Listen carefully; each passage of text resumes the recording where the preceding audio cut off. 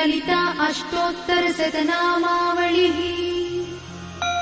ॐ ऐं ह्रीं श्रीं रजताचलशृङ्गाग्रमध्यस्थायै नमः। ॐ ऐं ह्रीं श्रीं हिमाचलमहावंशपावनायै नमः। ॐ ऐं ह्रीं श्रीं शङ्करार्धाङ्गसौन्दर्यशरीरायै नमः। ॐ ऐं ह्रीं श्रीं लसन्मरकतस्वच्छविग्रहायै नमः।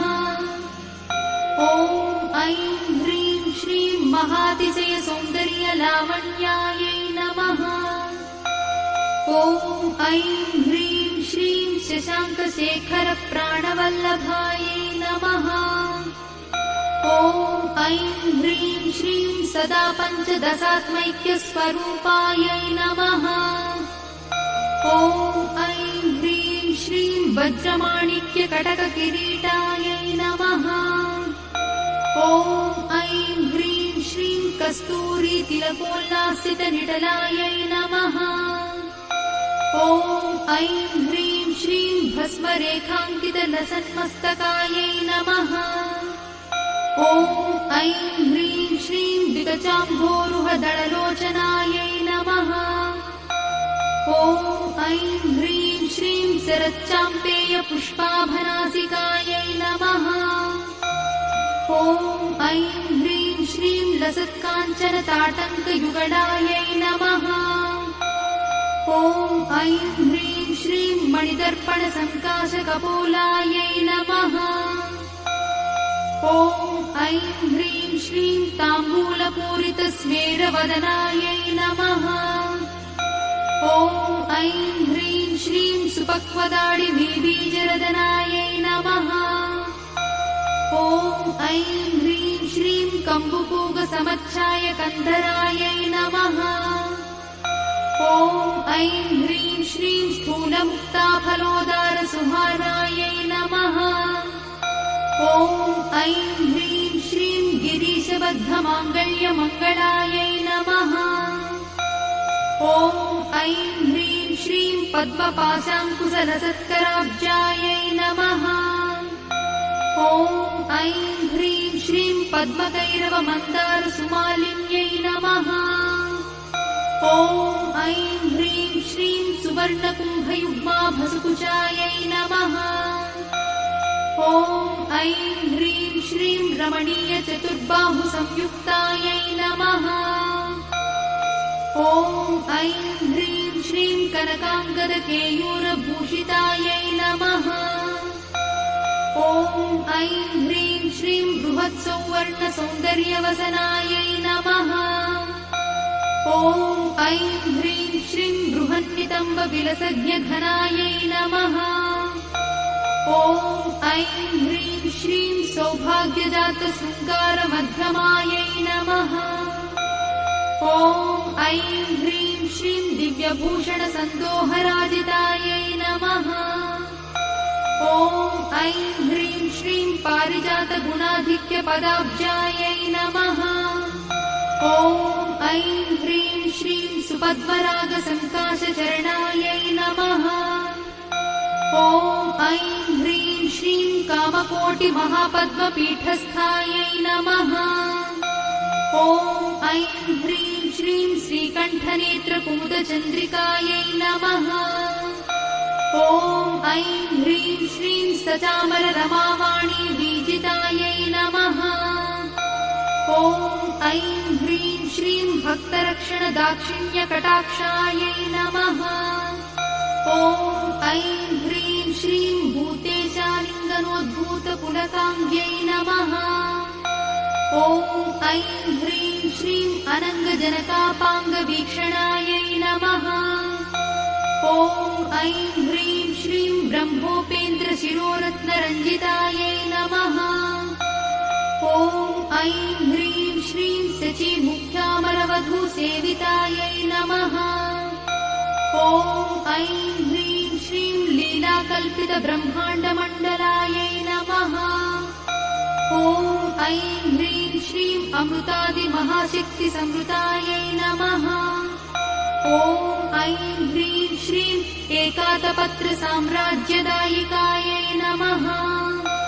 ॐ ऐं ह्रीं श्रीं सनकादिसमाराध्यपादुकायै नमः। ॐ ऐं ह्रीं श्रीं देवर्षिभिस्तूयमानवैभवायै नमः। ॐ ऐं ह्रीं श्रीं कलशोद्भवदुर्वासपूजितायै नमः। ॐ ऐं ह्रीं श्रीं मत्तेभवक्त्रषड्वक्त्रवत्सलायै नमः। ॐ ऐं ह्रीं श्रीं चक्रराजमहामन्त्रमध्यवर्त्यै नमः। ॐ ऐं ह्रीं श्रीं चिदग्निकुण्डसम्भूतायै नमः। ॐ ऐं ह्रीं श्रीं शशाङ्कखण्डसंयुक्तमकुटायै नमः। ॐ ऐं ह्रीं श्रीं मत्तहंसवधूमन्दगमनायै नमः। ॐ ऐं ह्रीं श्रीं वन्दारुजनसन्दोहवन्दितायै नमः।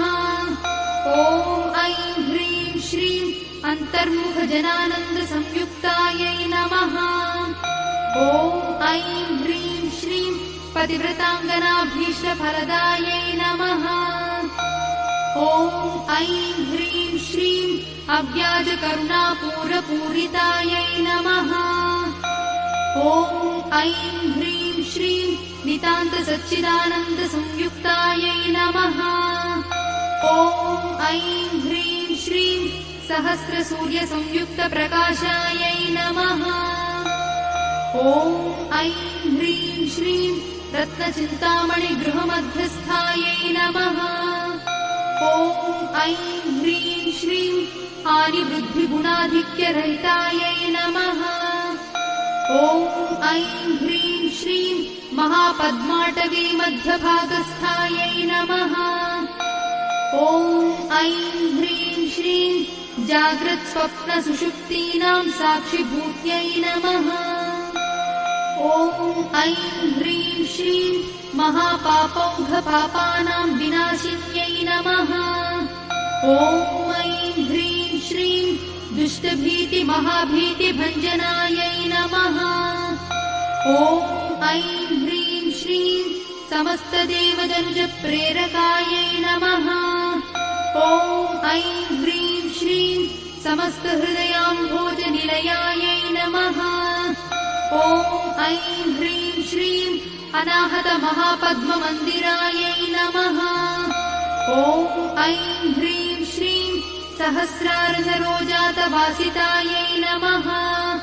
ॐ ऐं ह्रीं श्रीं पुनरावृत्तिरहितपुरस्थायै नमः। ॐ ऐं ह्रीं श्रीं वाणी गायत्री सावित्री सन्नुतायै नमः। ॐ ऐं ह्रीं श्रीं रमाभूमिसुताराध्यपदाब्जायै नमः। ॐ ऐं ह्रीं श्रीं लोपामुद्रार्चितश्रीमच्चरणायै नमः। ॐ ऐं ह्रीं श्रीं सहस्ररतिसौन्दर्यशरीरायै नमः। ॐ ऐं ह्रीं श्रीं भावनामात्रसन्तुष्टहृदयायै नमः। ॐ ऐं ह्रीं श्रीं सत्यसम्पूर्णविज्ञानसिद्धिदायै नमः। ॐ ऐं ह्रीं श्रीं त्रिलोचनकृतोल्लासफलदायै नमः। ॐ ऐं ह्रीं श्रीं श्रीसुधाब्धिमणिद्वीपमध्यगायै नमः। ॐ ऐं ह्रीं श्रीं दक्षाध्वरविरिद्भेदसाधनायै नमः। ॐ ऐं ह्रीं श्रीं श्रीनाथसोदरीभूतशोभितायै नमः। ॐ ऐं ह्रीं श्रीं चन्द्रशेखरभक्तार्तिभञ्जनायै नमः। ॐ ऐं ह्रीं श्रीं सर्वोपाधिविनिर्मुक्तचैतन्यायै नमः। ॐ ऐं ह्रीं श्रीं नामपारायणाभीष्टफलदायै नमः। ॐ ऐं ह्रीं श्रीं सृष्टिस्थितितिरोधानसङ्कल्पायै नमः। ॐ ऐं ह्रीं श्रीं श्रीषोडशाक्षरीमन्त्रमध्यगायै नमः। ॐ ऐं ह्रीं श्रीं अनाद्यन्त स्वयंभूत दिव्यमूर्त्यै नमः। ॐ ऐं ह्रीं श्रीं भक्तहंसवरे मुख्यवियोगायै नमः। ॐ ऐं ह्रीं श्रीं मातृमण्डलसंयुक्तललितायै नमः। ॐ ऐं ह्रीं श्रीं भण्डदैत्यमहासत्त्वनाशनायै नमः। ॐ ऐं ह्रीं श्रीं क्रूरभण्डशिरच्छेदनिपुणायै नमः। ॐ ऐं ह्रीं श्रीं धात्रच्युतसुराधीशसुखदायै नमः।